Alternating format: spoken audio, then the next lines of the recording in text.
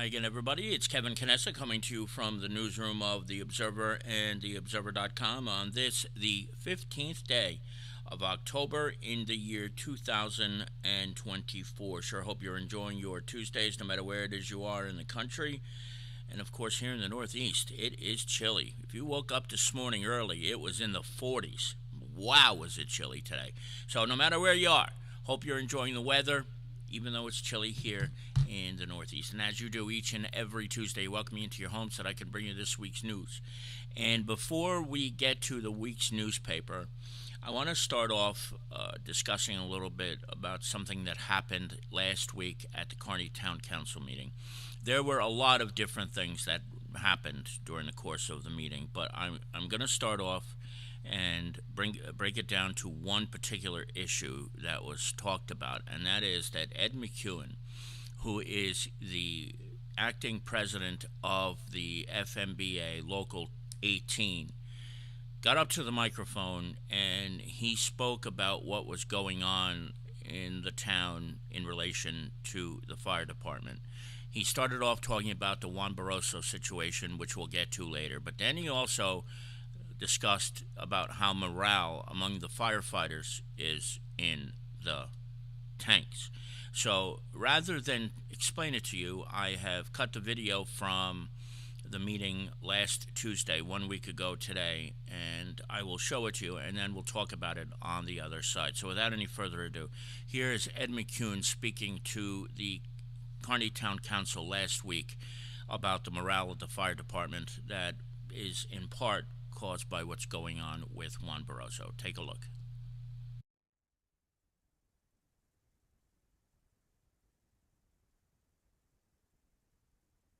Good evening, Mayor and Council. I'd like to ask the members of Local 18 FMBA that are here, if you guys can stand up for a minute. Because I'm coming here tonight not to speak as an individual, rather speak on behalf of a union as a whole. We want to discuss the general tone and morale of the Kearney firefighters, unfortunately due to a pattern of events and treatment over the years.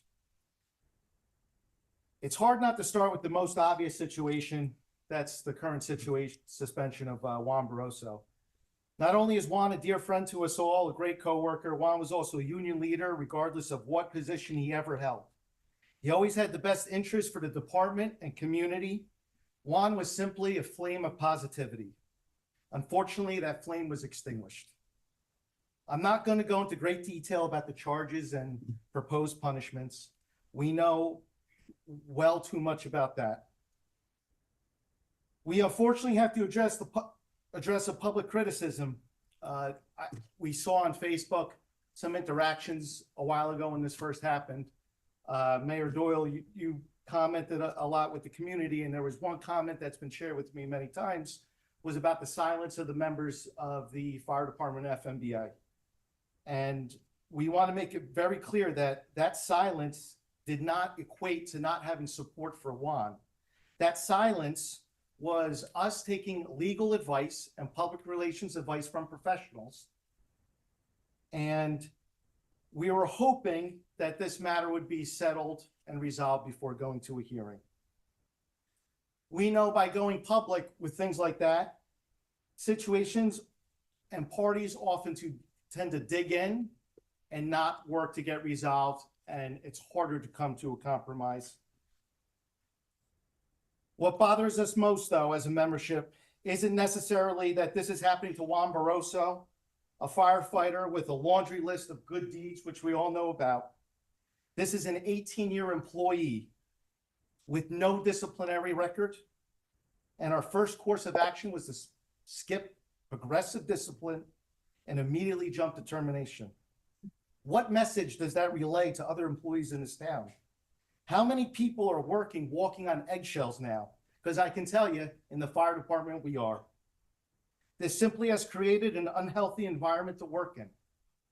We've said from day one, I've said it to the chief, Mr. Marks, who isn't here, the proposed disciplinary action without this progressive discipline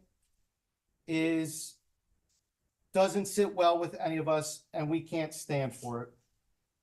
As we're getting closer to a hearing date, There's been comments made about a hearing officer, mediation. I want to make it very clear from the union stance that this hearing officer is not an unbiased hearing officer. That hearing officer is hired by the town. This hearing officer has a reputation to rule almost always in favor of the employer. I know Mr. Bruno has said at many meetings that the matter's a civil service matter, not to make a comment. Not making a comment is probably good advice. But I want to make it very clear, this is actually not a civil service matter yet. We haven't even had a town hearing. We're still in the stage of a preliminary notice of disciplinary action. So there's still time to adjust that preliminary notice of disciplinary action and look for a reasonable disciplinary punishment that fits the crime. Or I'm not going to say it's a crime, that fits the actions that Juan's being accused of. Moving on. Not only has this issue affected morale so greatly, typically in fire departments, you have to understand morale isn't won or lost over one issue. It's a pattern of events over time. If you have a pattern of many positive actions, morale tends to rise. If you have a pattern of negative actions, morale drops. Sometimes one negative action can wipe out so many positive actions. And once we lose that morale, it becomes so much more difficult to regain. And while we've had recently a number of small positive steps working with the town, it so quickly gets lost and forgotten. We can't blame the members for thinking that way and forgetting about that. Let me explain a little bit more about what we mean when we talk about that. When we as firefighters do our job, and we do a job well, it's to the benefit of the community, and our fire department seems to do a great job of this. I think we can all pretty much agree on that, especially with the comments made by the council tonight. The community sees these actions, they thank us. The governing body sees these actions, they thank us. But words can only go so far. Years of bad contracts, and that dates well before any of the members that are standing here and myself. Not keeping pace with the relative departments within here in Kearney and our adjacent communities. We've had a severe financial effect on our employees and our families over time. We've had at least one member that I know of that we hired that he ended up on food stamps. This should be embarrassing. I've seen similar trends in other departments within this town of not being able to retain employees. Retention and retaining employees is so paramount. Salary is important, but it isn't the only factor that comes into play when we talk about morale of the fire department. The firehouse living conditions. I'm glad it was kind of brought up a few times tonight. We as firefighters spend about a quarter of our year living in these buildings. We're the only employees that live in town buildings. You may or may not know, but I watch all the council meetings. A number of us do. We've watched over the last number of months Council President Eckel bringing up bonded money that seemed to, the thought was it was going to be used, some of it used for improving firehouse living conditions, as well as other things around town. Mayor Doyle mentioned not seeing requests from department heads or something like that at a recent meeting. However, I know that wasn't completely accurate. I don't want to mention the chief might not like it or not, but I saw a document from the chief to the business administrator. It outlined $3.5 million in requests for capital improvements. If that's not seeing something from a department head, I don't know what is. It included 2 apparatus, and I can't emphasize enough how important these requests are for the health and well-being of our firefighters. The requests our chief made for building improvements are honestly the minimum needed to get moving in the right direction. We have bathrooms from God only knows what decade falling apart, showers not working, which is needed for proper decontamination after fires, toilets that are lined up next to each other with no walls or separators for God only knows what purpose when originally constructed, constant infestations. We have mice issues in firehouses. At one station, firefighters actually keep their boots on chairs down by the fire apparatus because they don't want cockroaches to climb into them. No proper airflow throughout many of the buildings. And aside from some new windows that were put in, which when we put up the Christmas decorations this year, those that got eyes on it, we can have another conversation about this, the shoddy workmanship that was done there. A lot of gaps and with the building, and you can feel the airflow through. We don't blame the fire chief or the council for that, but the contractors should be held accountable.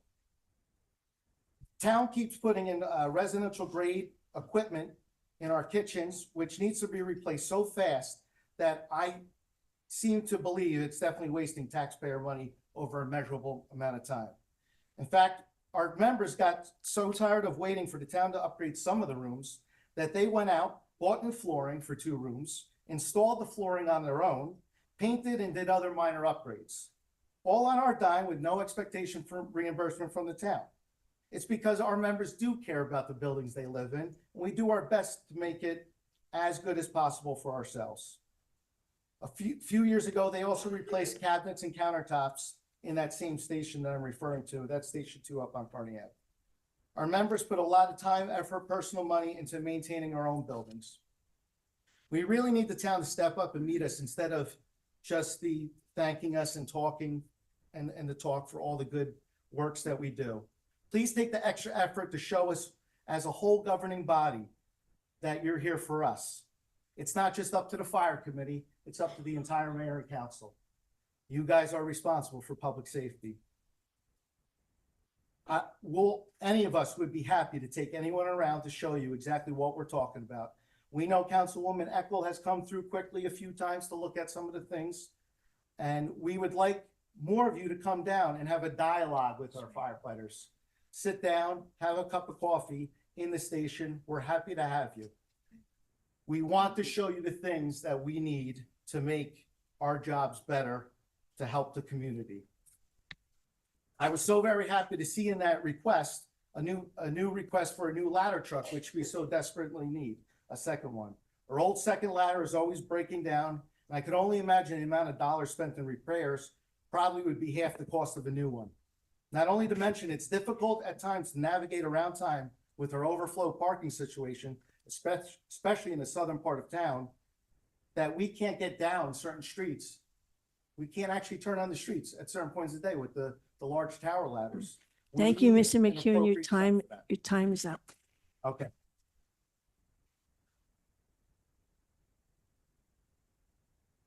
I don't have Okay, much more. I don't know about the mayor.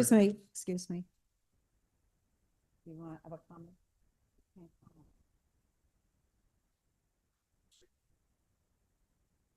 I'll make it quick. Make it quick. Okay. We'll skip to it. Okay. Lastly, I'd like to mention Station 4 in South Kearney. First, I'd like to thank Chief McPhee. Without his help in reassigning an unused police room in the fire department, we would still have 3 firefighters crammed in essentially a chicken coop. Because of his direct help, our firefighters down there can breathe slightly better today. I'm so happy and lucky to see a positive working relationship with our police and fire chief. With that being said, some of the older council members will probably know 12 years. 12 years. 12 years our firefighters have been in temporary trailers in South Kearney. Temporary trailers. They live inside trailers, inside a garage, connected to an abandoned building that's slowly sinking into the ground. Just think about that. I'm gonna skip because I said I'd make it quick. These are just some of the issues that weigh on our members day in and day out. We could really go on for a long time, and I look forward to the future conversations. I thank you for this time tonight, as we as a union want to work together to find real solutions to all these real problems. And to the residents and visitors of Kearney, always know, regardless of what issues we may be facing, we first and foremost are here for you. When those bells go off, those wheels on those trucks roll out the door, we're there for the community and the residents, number one. Always remember, an investment in public safety is an investment in the community. Thank you, and God bless you all. So there it was. That was Ed McCune, who is the interim president of the FMBA, because Juan Barroso is suspended. He has stepped aside as the president of the FMBA, and Ed McCune spoke at the meeting last week, and there's a couple of things that I want to address about that as I put this up on the screen.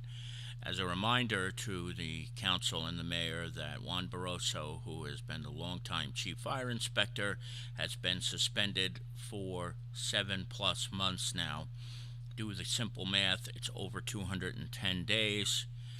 And Juan, who is the father of 4 boys, one who was just born a couple of weeks ago, has not had a paycheck since then. Keep that in mind.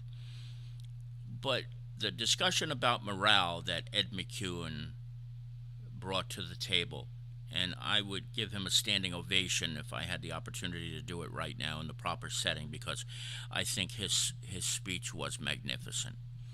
The way he spoke, what he addressed, was not just bothersome, but remarkable that in 2024 this is happening.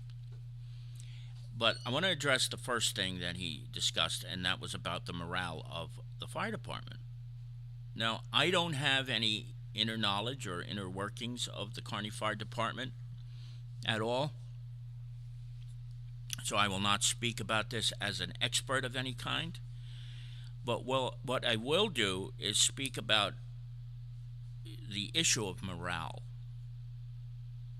And in my lifetime, there have been a couple of occasions where places that I worked, not here at the Observer, but in other places where I've worked, where morale was pitiful.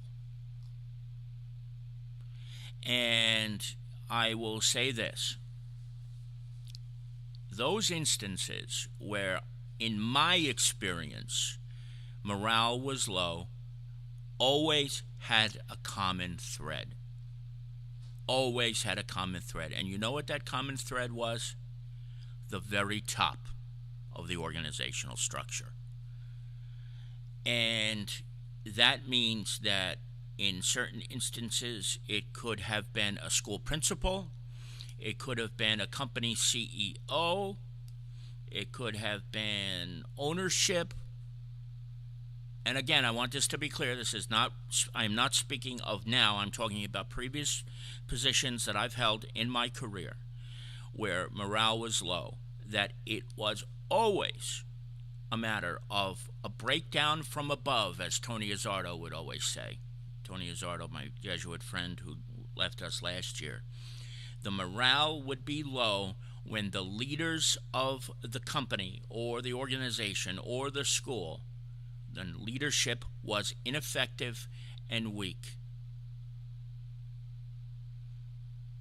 And if you have a department where you've got the crown jewel of the department basically in Juan, and then the interim president of the union getting up to the microphone and saying morale in our department stinks, what other conclusion could there be that other than indecisions that are being made by the governing body, that the morale problem starts from the very, very top? Because when you have a guy like Juan Barroso, who is suspended for 7 months for essentially doing nothing, and we saw the paperwork and we saw the charges and we know what he stands accused of doing. We know what he is accused of doing. And as Ed said in his speech, the crime, or what we'll say the incident, doesn't reflect the proposed punishment. And that includes this 7+ month suspension where he hasn't received a dime of money from the town for the work that he should be performing still to this day. You cannot help but wonder why this is happening and why the morale is so bad. And it's because I would bet, nobody will admit it, but Ed said it himself, that everybody's kind of walking around on eggshells. Who will be the next victim of a vendetta? Who will be the next person who is targeted by the departmental leadership? Who will be the next one to go suspended for 7 months, 8 months, 9 months, 10 months, a year, 2 years, however long it will be? Who will be the next person who has to file for food stamps? Did you hear him say that? A member of the fire department who has a salary had to file for food stamps. So what happens if you do something that is supposed to be charitable and is looked upon as if you were a hardcore criminal? So that's the only conclusion you can come to, really, logically speaking, is that the morale is the way it is because the person at the top is ineffective and is not respected. And this is a person who we know, you and I know, at least in the case of the man whose picture is on the screen right now, could have that made this guy go away. He could have said, I made a mistake, I overreacted to this, and he could have withdrawn the charges. He still hasn't, he still could, and he still hasn't. He's continuing this. And I assure you, this is not all he's doing. There will be more to this story in the coming months that will blow your mind away. So maybe what really needs to be addressed here is the fire department's leadership effective? Is the morale of the department the way it is because of leadership in the higher up, in the higher ranks? My thought is it is. But it's not for me to decide. That's for you to decide. But just tell me this. Anywhere you've worked over the years, if you had a boss or you had a CEO or president, whatever the title is, it doesn't matter, who is effective, good at what he or she does, made employees feel welcome, made them feel worth their value, would morale be high or would morale be low in a situation like that? And you know the answer is morale would be extremely high. But for some reason it's not in this department.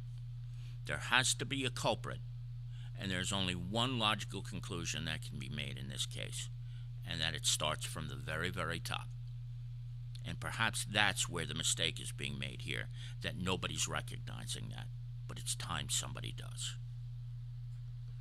It is 52 minutes past the hour. Kevin Knessa here with you this afternoon. And I thank you for indulging the video today. I hope you all had a chance to view it. If you did not yet get to see the video, please go back and watch it. At the earlier part here, Ed McCune, the acting president of the FMBA, or interim, I'm not sure what the exact title is, speaks to the town council about the conditions in the Kearney Fire Department. So we'll move on to this week's newspaper. The two front page stories are two of my favorite of the year. The town of Kearney celebrated Latino Heritage a couple of weeks ago, and I had a chance to sit down with Councilman George Zapata, who spearheaded this program, and from all indications, it was a massively successful program where members of the Latino and Hispanic communities got together. There was a service fair along with it. Again, I remind you, this isn't the first time there was a service fair in Kearney. In fact, one is coming up again. But this was the first time it was designed specifically for the Hispanic Latino members of the Kearney community. George Zapata pulled it together very nicely. And there was a lot of food, all of which was donated for free. Nobody had to pay for any of this. There were tables from Clara Moss Hospital, from a company that trains for OSHA standards. One of them, companies that was there, gave lessons on QuickBooks, and it was a great day of Latino culture, food, music, and resources. And you know, when I was speaking to George, he was telling me that in the Latino community, a lot of times, especially for the men, asking for help is a challenge. And there's a stigma attached to when you need something, having to ask somebody to help you with it, which I understand. I do, and I'm sure it goes way beyond just the Latino community. But at this event, people were not hesitant to ask for the help that they need. whether it was for the anchor rebates or, needing to get lead on jobs, whatever it was. And I have to tip the hat to George for pulling this together. It was not an easy task, but he did it, and he did it well, and the rest of the council supporting him did that as well. And he lists a lot of people who deserve our thanks and praise for their involvement in the program, so I hope you'll check that out on page number 1 as well.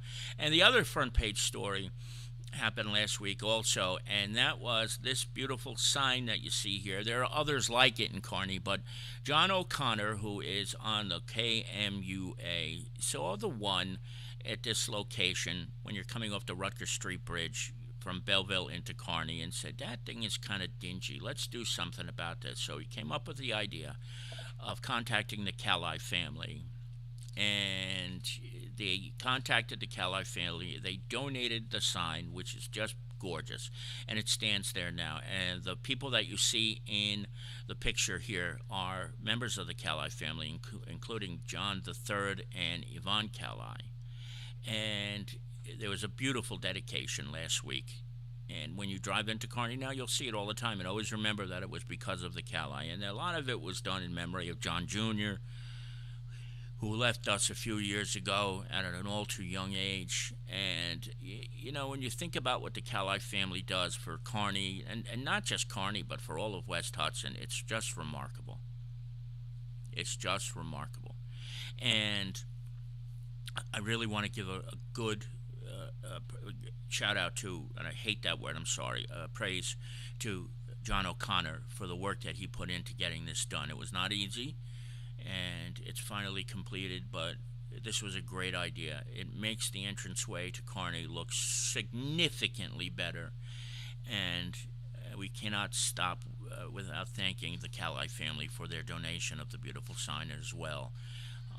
On behalf of the town of Kearney. They have done so much for this town over the years, and they continue to do that all these years later. So that was the other front page story that I hope you'll take a look at this week. And there's other things inside the paper. And don't forget, there's 2 pages of classifieds, as there are each and every week, and a whole bunch of other things to catch you up on. So please pick up a copy of tomorrow's paper and give it a read when you have your opportunity. One last thing I wanted to just bring up, and this is a little bit selfish. Yesterday I was inducted into the Order of the Elks in Kearney, and I'm honored to be part of that organization, and I want to thank Melanie Pascarelli and Bill Dow and Billy Dow, who you see here, and all of the Elks for welcoming me into their membership, and to all of the Elks. I know so many Elks in this town, and I'm excited to be part of the membership, but I really want to thank Melanie and Bill for the kind of work that they do, whether it's with the Great Duck Race or with hundreds of other things. It is such a charitable and wonderful organization, and it is an honor for me to consider myself a member, and I was grateful to take the induction there with, look at this guy right next to us, Lenny Twist. What more could one ask for than to be inducted with Lenny Twist? That's going to do it for this edition of the Observer Live. I want to thank each and every one of you for joining us today. Don't forget, we'll be back 1 week from today, or if anything breaks in between now and then, we will join you live with that. But until then, from the newsroom of the Observer and theobserver.com, it's Kevin Canessa signing off for now.